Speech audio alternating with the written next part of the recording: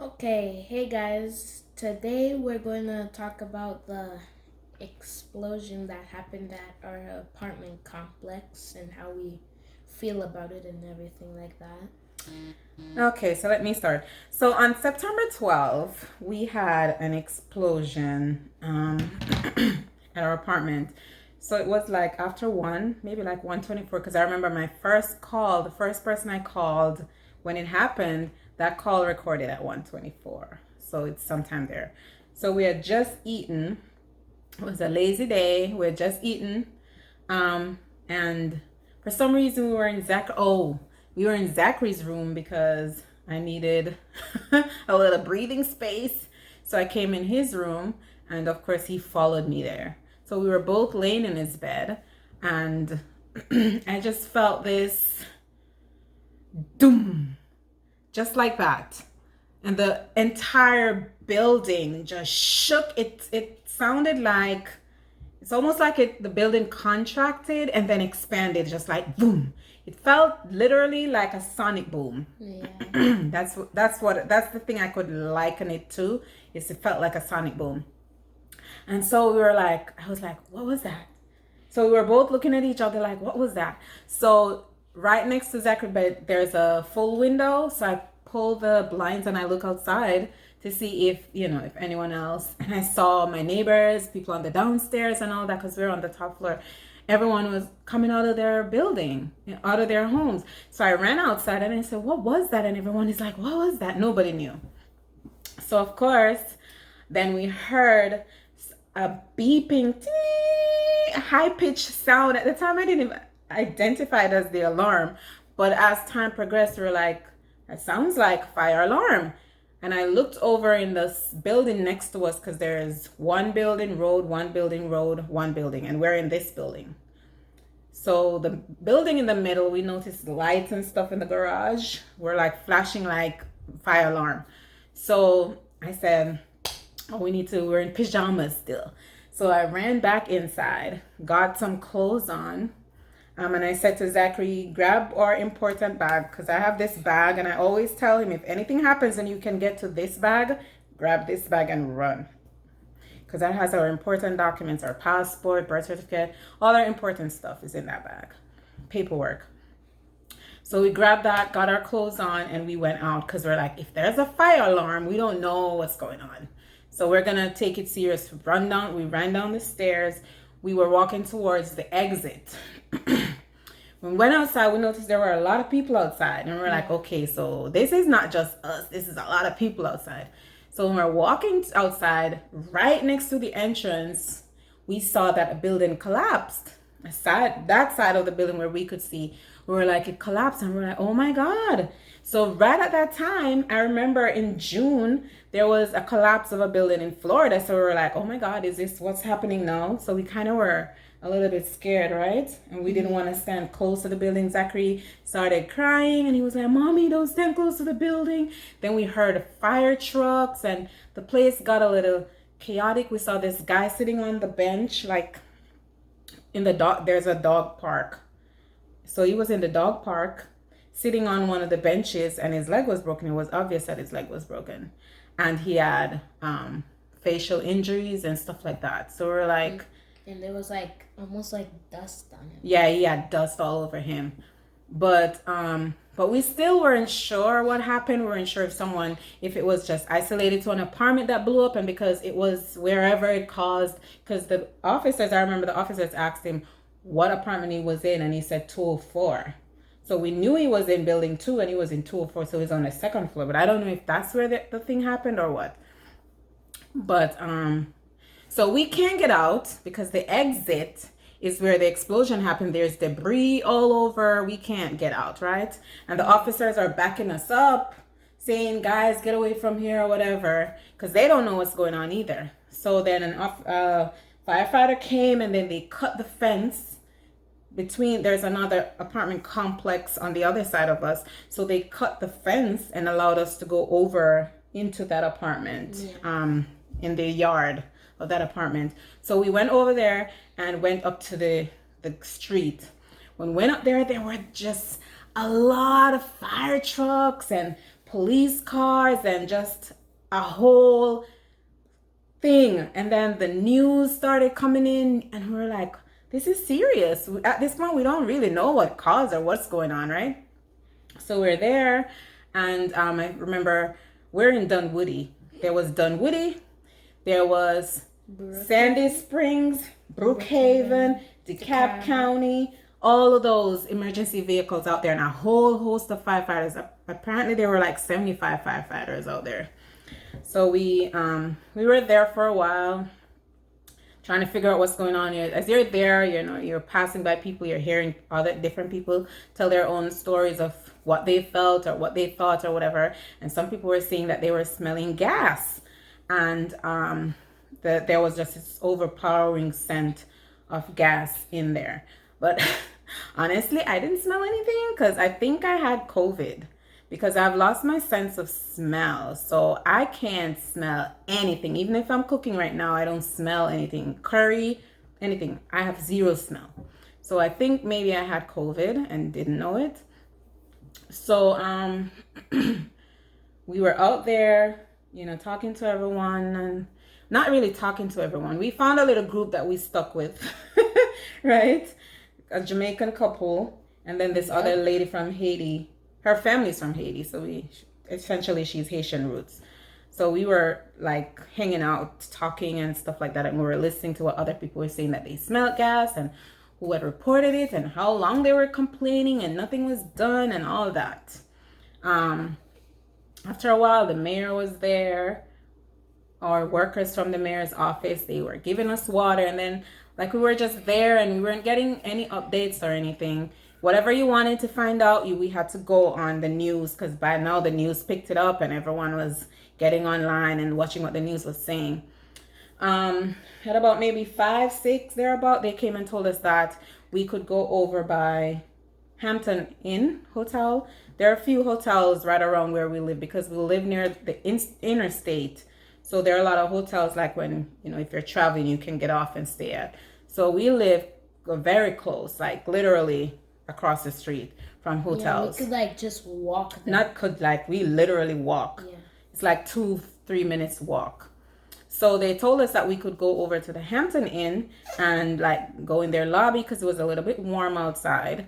We could go in their lobby, and the Salvation Army was going to set up an area. We could get snacks and water and stuff like that. So we went over there, and we were there until very late at night, like maybe after 10.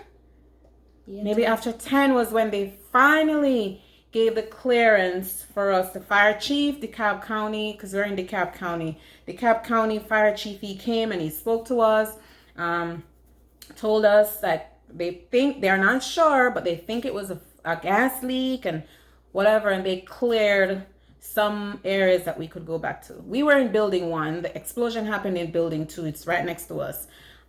So they cleared building 1. They declared some parts of building 2 uninhabitable. Like, you just can't go in there. Because you literally saw mattress. You saw everything that those people had on the ground. Those areas were completely blown out. Yeah. And then they cleared to the back side.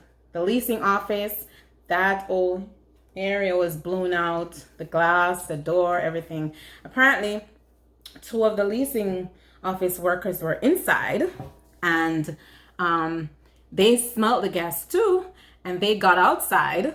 And when they got out in the car, the explosion happened while they were in the car. So debris was on their car, some of the cars right in front of the leasing office, because the leasing office is attached to the area that the explosion happened. So there was extensive damage there. So we came over. That night we came back into our apartment. The fire department cleared us to come back. We came back, the gas was on, which to me was very weird that they still kept the gas on. But we checked that night, the gas was on. That morning when we woke up, I woke up and I cooked some curry, chickpea and rice. Luckily I'd cooked. Zachary went to school, but when we came in, Zachary was he had a complete meltdown. He didn't want to stay. Tell us how you felt, Zachary. He didn't want to stay. He was just crying, Mommy, I want to go. I want to go. And at this point, we can't get out with our car. Our cars are, we can't get out because the exit is completely blocked with debris and whatever. And they deemed that area dangerous. They fenced it off. So it's not like you have no choice. You just can't go up there. So if we're leaving, we can't leave by car.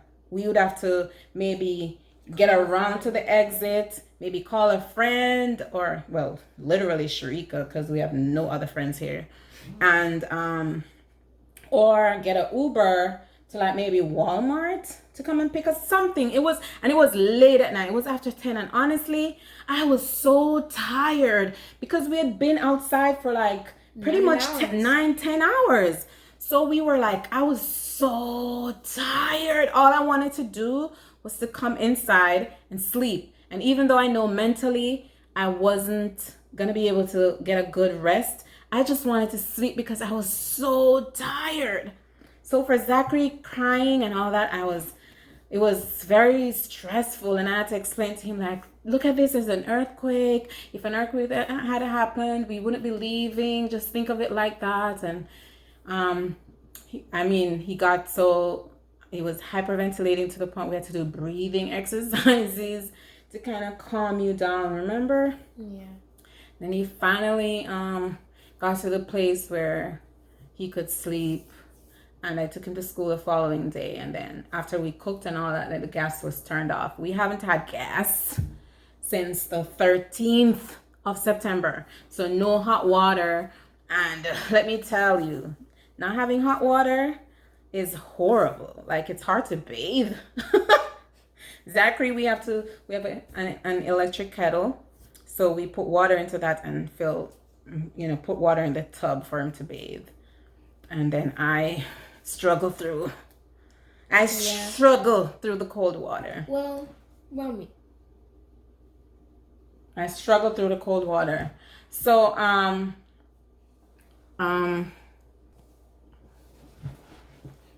so I kind of struggled through showering and all that. But food-wise, we had to buy an electric, just one of those with a hot plates that takes forever to cook. So it's been a struggle. So now the plan was that they were going to come inside each apartment and flush through the gas lines, to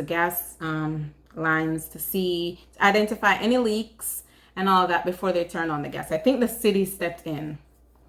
And so they had said it would take like the 7 days.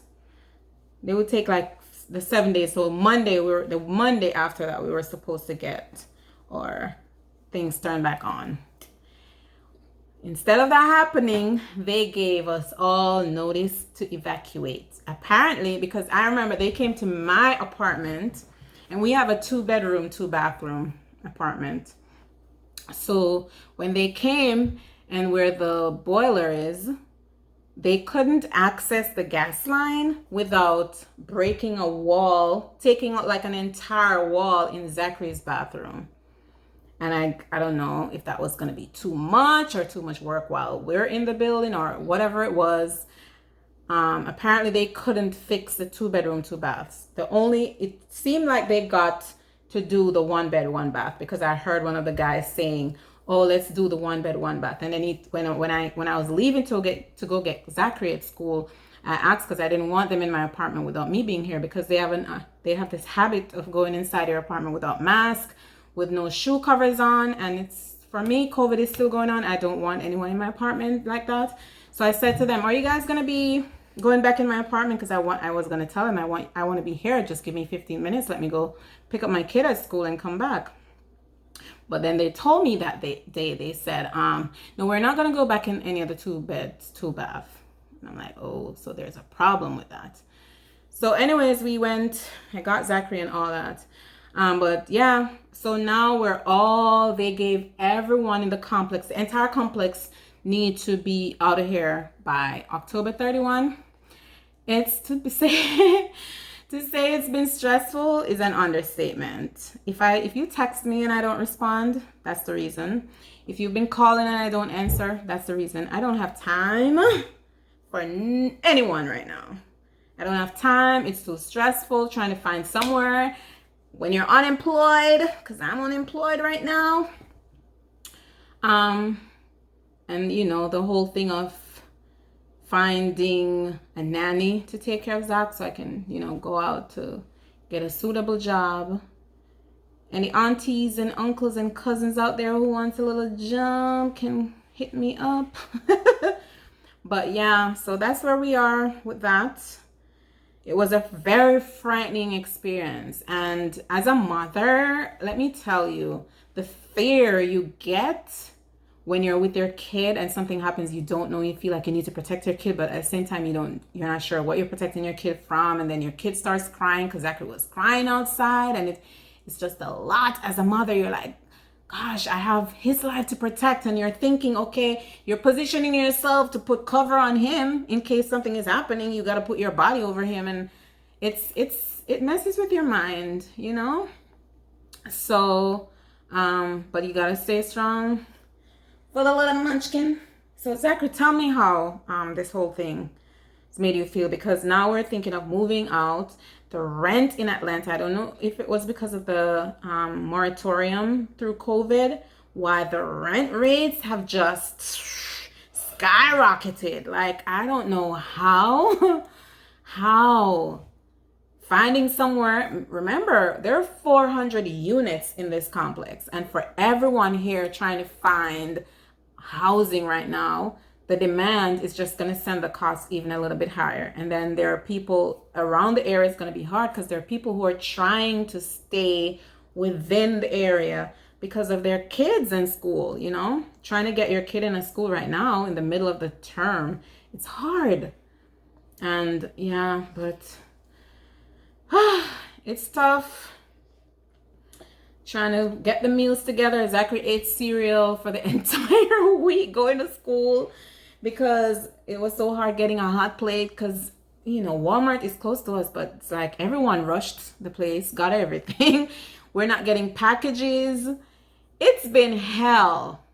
You know, you order something. I ordered something for my birthday. I've never really planned my birthday this year. I ordered something I'm still here to get it. It says it's delivered, but I'm still here to get it. Nothing, no delivery trucks are coming in because we have no exit and we were a one way in, one way out apartment complex. Going out the one way, now you have vehicle going in opposite directions. So I think they didn't want the delivery trucks, because when they come in, they have to park, and then no one can get anywhere if a delivery truck is parked out there. So I don't know if that's the reason why we're not getting packages. But it's been hell. How has it been for you, Zachary? It's been a lot. Yeah. Because just thinking of moving out is just one thing by itself. Yeah. Yeah, that too, because the plan was for us leaving here, we would move into our own house. We were actively viewing places to buy a house. And then, you know, COVID and all of that kind of slowed things down. And then I left my job. So that kind of slowed things down, but didn't take it off the table. So we're still like actively, you know, wanting somewhere. So we're like, okay, being that where we're at, we were a little, you know, we were okay being here. But the plan was we're going to move out of here, move into our house. Now we're going to have to move out of here, move into another apartment, somewhere close enough so Zachary can stay in school. And it's not too stressful for me. And, you know, it's like you're at a point and you're like, okay, what we have on our plate right now is finding a nanny. Now our plans have shifted to finding a nanny, finding somewhere to live, me getting a job. Because now it's almost like the rush for a job is you know, I need to get a job. But I also need to get a nanny in order to get a job. So it's a lot, let me tell you. Journaling, yeah. So Zachary, tell me how you feel. Yeah, it's a lot. Mm-hmm. And it's scary sometimes because, like, anytime like I smell something that doesn't like Smell normal. smell normal, Yeah. and like hear something that doesn't like you usually hear Yeah. sometimes. It triggers you. You get a Yeah. little, yeah. So, prayers, y'all. We need prayers. But we're gonna be fine. Yeah. Spiritually, we gotta just pray, focus on what's good, what's going on that's good in our lives. I was a little bit, afraid because Zachary, had been dealing with some things, and we were on a path where we were seeing some positive results, and then for this to happen, I was like, God, please don't let him regress. So thankfully he's back in school, because that's helping a lot. We're trying to work with the things that we have. We're trying to work with the things that we can change and leave, whatever, let go of some stuff you just have to let go to move forward in your life, and that's what we've done. And hopefully this will just be another thing that we can say, hey, let it go. All right, so prayer is needed. Pretty much. All right. Very eventful Sunday morning. You're fine, baby. I don't think I'm sorry.